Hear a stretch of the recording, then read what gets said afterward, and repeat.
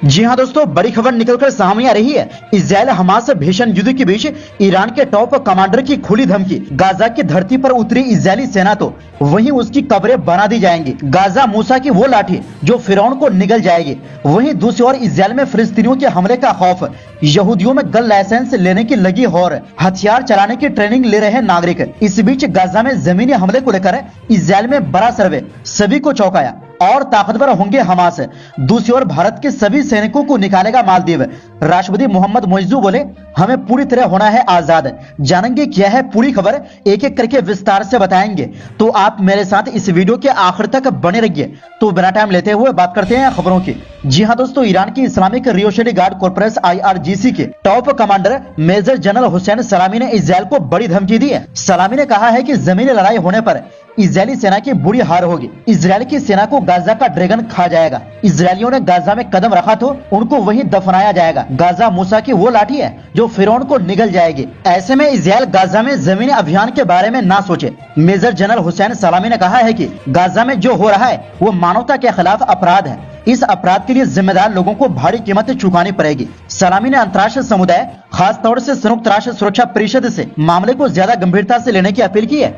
उन्होंने कहा कि विश्व को गाजा की तरफ देखना चाहिए और अपनी जिम्मेदारी निभानी चाहिए। दरअसल ईरान की ओर से लगातार गाजा में चल रहे संघर्ष पर बयान आ रहे हैं। ईरान के विदेश मंत्री हुसैन अमीर अब्दुल्लाहियान ने कहा है कि गाजा में चल रही लड़ाई को रोका नहीं गया तो ये फिलिस्तीन से बाहर भी फैलेगी। ईरानी विदेश मंत्री ने अमेरिका को निशाने पर लेते हुए कहा कि उसकी ओर से ही इस जंग को बढ़ावा दिया जा रहा है। अमेरिका को भी ये समझ लेना चाहिए कि अगर फिलिस्तीन में इसी तरह हमले चलते रहे तो वो भी इससे बच नहीं पाएंगे।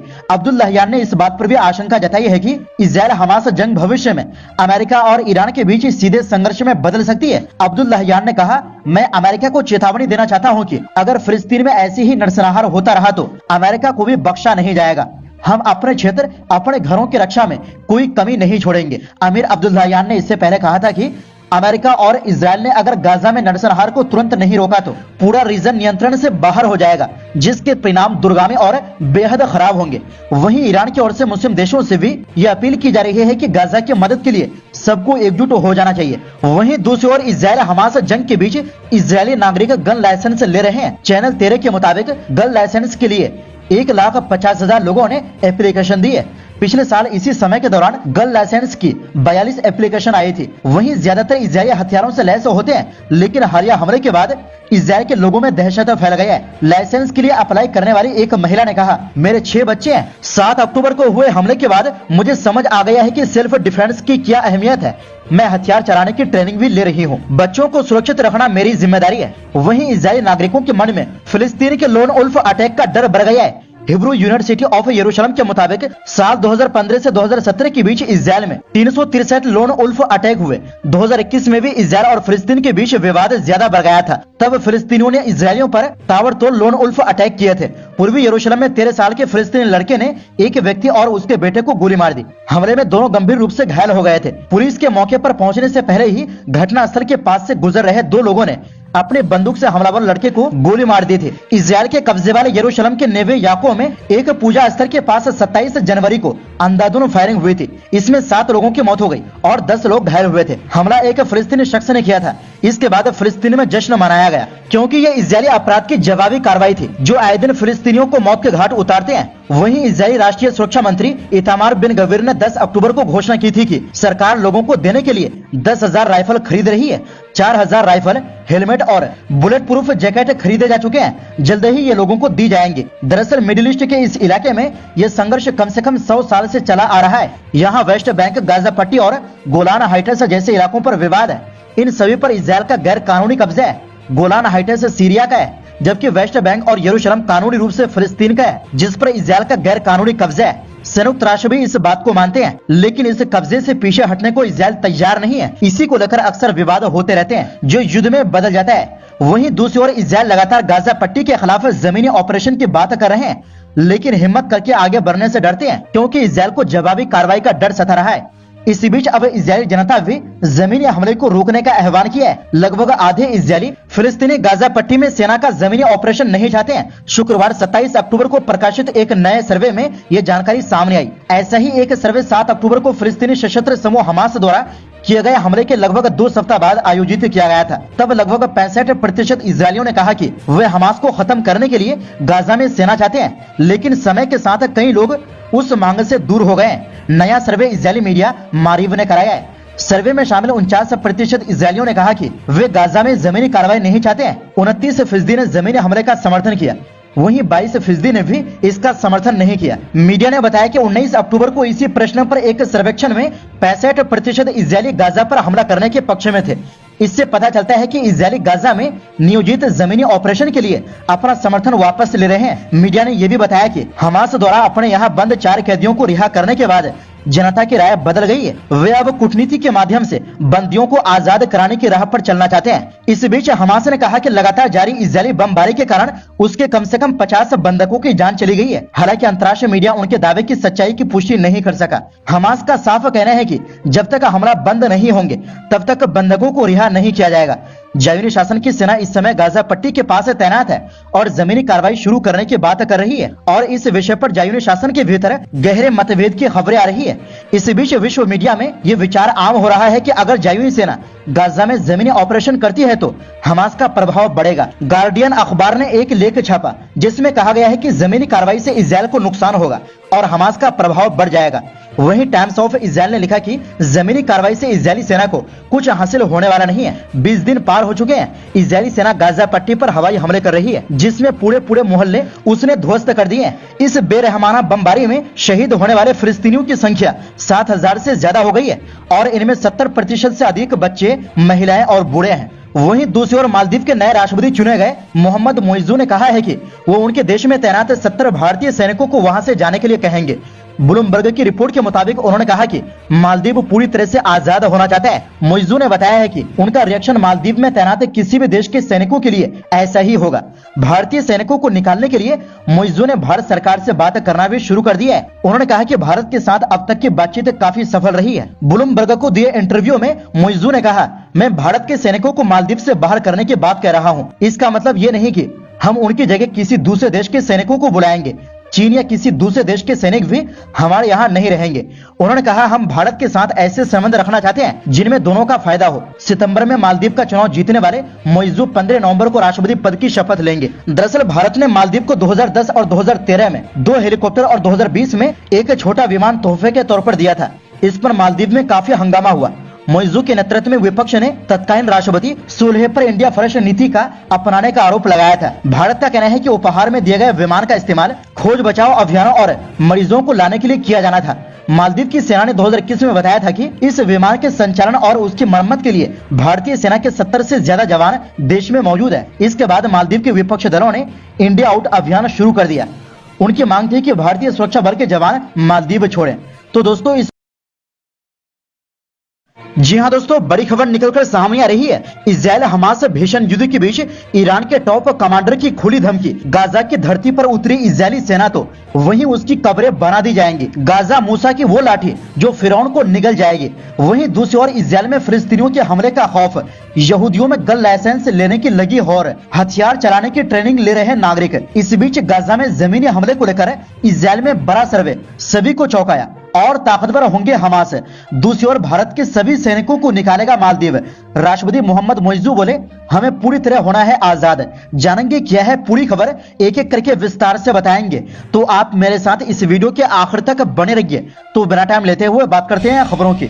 जी हाँ दोस्तों, ईरान की Islamic Revolutionary Guard Corps IRGC के top commander major general Hossein Salami ने इजरायल को बड़ी धमकी दी है। सलामी ने कहा है कि जमीनी लड़ाई होने पर इजरायली सेना की बुरी हार होगी। इजरायल की सेना को गाजा का ड्रैगन खा जाएगा। इजरायलियों ने गाजा में कदम रखा तो उनको वहीं दफनाया जाएगा। गाजा मूसा की वो लाठी है जो फिरौन को निगल जाएगी। ऐसे में इजरायल गाजा में जमीनी अभियान के बारे में ना सोचे। मेजर जनरल हुसैन सलामी ने कहा है कि गाजा में जो हो रहा है वो मानवता के खिलाफ अपराध है। इस अपराध के लिए जिम्मेदार लोगों को भारी कीमत चुकानी पड़ेगी। सलामी ने अंतर्राष्ट्रीय समुदाय, खास तौर से संयुक्त राष्ट्र सुरक्षा परिषद से मामले को ज्यादा गंभीरता से लेने की अपील की है। उन्होंने कहा कि विश्व को गाजा की तरफ देखना चाहिए और अपनी जिम्मेदारी निभानी चाहिए। दरअसल ईरान की ओर से लगातार गाजा में चल रहे संघर्ष पर बयान आ रहे हैं। ईरान के विदेश मंत्री हुसैन अमीर अब्दुल्लाहियान ने कहा है कि गाजा में चल रही लड़ाई को रोका नहीं गया तो ये फिलिस्तीन से बाहर भी फैलेगी। ईरानी विदेश मंत्री ने अमेरिका को निशाने पर लेते हुए कहा कि उसकी ओर से ही इस जंग को बढ़ावा दिया जा रहा है। अमेरिका को भी ये समझ लेना चाहिए कि अगर फिलिस्तीन में इसी तरह हमले चलते रहे तो वो भी इससे बच नहीं पाएंगे। अब्दुल्लाहियान ने इस बात पर भी आशंका जताई है कि इजरायल हमास जंग भविष्य में अमेरिका और ईरान के बीच सीधे संघर्ष में बदल सकती है। अब्दुल्लाहियान ने कहा, मैं अमेरिका को चेतावनी देना चाहता हूँ कि अगर फिलिस्तीन में ऐसी ही नरसंहार होता रहा तो अमेरिका को भी बख्शा नहीं जाएगा। हम अपने क्षेत्र, अपने घरों की रक्षा में कोई कमी नहीं छोड़ेंगे। अमीर अब्दुल्लाहियान ने इससे पहले कहा था कि अमेरिका और इजरायल ने अगर गाजा में नरसंहार को तुरंत नहीं रोका तो पूरा रीजन नियंत्रण से बाहर हो जाएगा, जिसके परिणाम दूरगामी और बेहद खराब होंगे। वहीं ईरान की ओर से मुस्लिम देशों से भी यह अपील की जा रही है कि गाजा की मदद के लिए सबको एकजुट हो जाना चाहिए। वहीं दूसरी ओर इजरायल हमास जंग के बीच इजरायली नागरिक गन लाइसेंस ले रहे हैं। चैनल 13 के मुताबिक गन लाइसेंस के लिए 1,50,000 लोगों ने एप्लीकेशन दी है।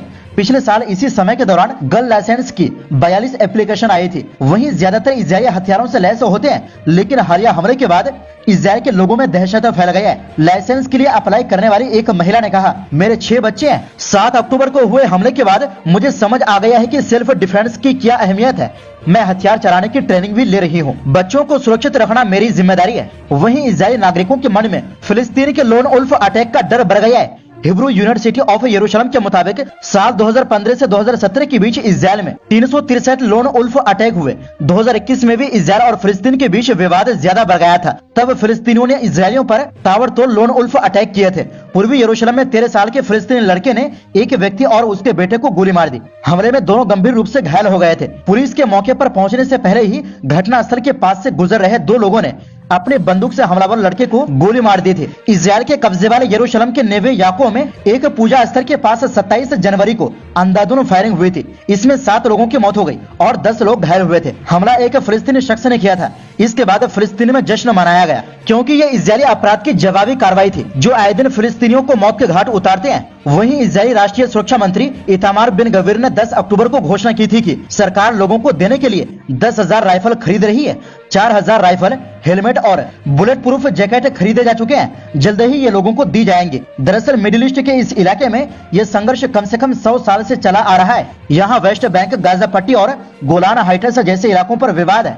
इन सभी पर इजरायल का गैर कानूनी कब्जा है।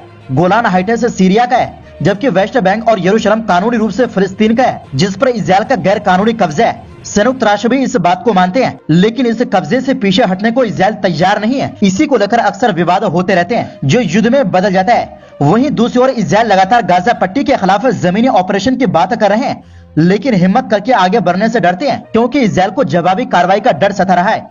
इसी बीच अब इजरायली जनता भी जमीनी हमले को रोकने का आह्वान किया है। लगभग आधे इजरायली फिलिस्तीनी गाजा पट्टी में सेना का जमीनी ऑपरेशन नहीं चाहते हैं। शुक्रवार 27 अक्टूबर को प्रकाशित एक नए सर्वे में ये जानकारी सामने आई। ऐसा ही एक सर्वे 7 अक्टूबर को फिलिस्तीनी सशस्त्र समूह हमास द्वारा किए गए हमले के लगभग 2 सप्ताह बाद आयोजित किया गया था। तब लगभग 65% इजरायलियों ने कहा कि वे हमास को खत्म करने के लिए गाजा में सेना चाहते हैं, लेकिन समय के साथ कई लोग उस मांग से दूर हो गए। नया सर्वे इजरायली मीडिया मारीव ने कराया है। सर्वे में शामिल 49% इजरायलियों ने कहा कि वे गाजा में जमीनी कार्रवाई नहीं चाहते हैं। 29% ने जमीनी हमले का समर्थन किया। वहीं 22% ने भी इसका समर्थन नहीं किया। मीडिया ने बताया कि 19 अक्टूबर को इसी प्रश्न पर एक सर्वेक्षण में 65% इजरायली गाजा पर हमला करने के पक्ष में थे। इससे पता चलता है कि इजरायली गाजा में नियोजित जमीनी ऑपरेशन के लिए अपना समर्थन वापस ले रहे हैं। मीडिया ने यह भी बताया कि हमास द्वारा अपने यहाँ बंद 4 कैदियों को रिहा करने के बाद जनता की राय बदल गई है। वे अब कूटनीति के माध्यम से बंदियों को आजाद कराने की राह पर चलना चाहते हैं। इस बीच हमास ने कहा कि लगातार जारी इजरायली बमबारी के कारण उसके कम से कम 50 बंधकों की जान चली गई है। हालांकि अंतर्राष्ट्रीय मीडिया उनके दावे की सच्चाई की पुष्टि नहीं कर सका। हमास का साफ कहना है कि जब तक हमला बंद नहीं होंगे तब तक बंधकों को रिहा नहीं किया जाएगा। जायूनी शासन की सेना इस समय गाजा पट्टी के पास तैनात है और जमीनी कार्रवाई शुरू करने की बात कर रही है और इस विषय पर जायूनी शासन के भीतर गहरे मतभेद की खबरें आ रही है। इस बीच विश्व मीडिया में ये विचार आम हो रहा है कि अगर जायूनी सेना गाजा में जमीनी ऑपरेशन करती है तो हमास का प्रभाव बढ़ेगा। गार्डियन अखबार ने एक लेख छापा जिसमें कहा गया है कि जमीनी कार्रवाई से इजरायल को नुकसान होगा और हमास का प्रभाव बढ़ जाएगा।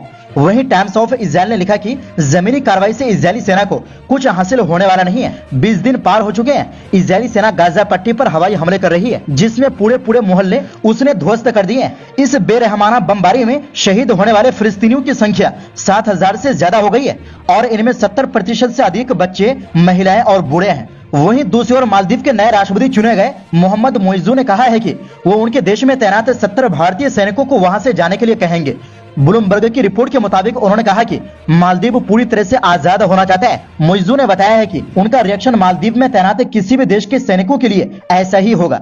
भारतीय सैनिकों को निकालने के लिए मोइजू ने भारत सरकार से बात करना भी शुरू कर दिया है। उन्होंने कहा कि भारत के साथ अब तक की बातचीत काफी सफल रही है। ब्लूमबर्ग को दिए इंटरव्यू में मोइजू ने कहा, मैं भारत के सैनिकों को मालदीव से बाहर करने की बात कह रहा हूँ। इसका मतलब ये नहीं कि हम उनकी जगह किसी दूसरे देश के सैनिकों को बुलाएंगे।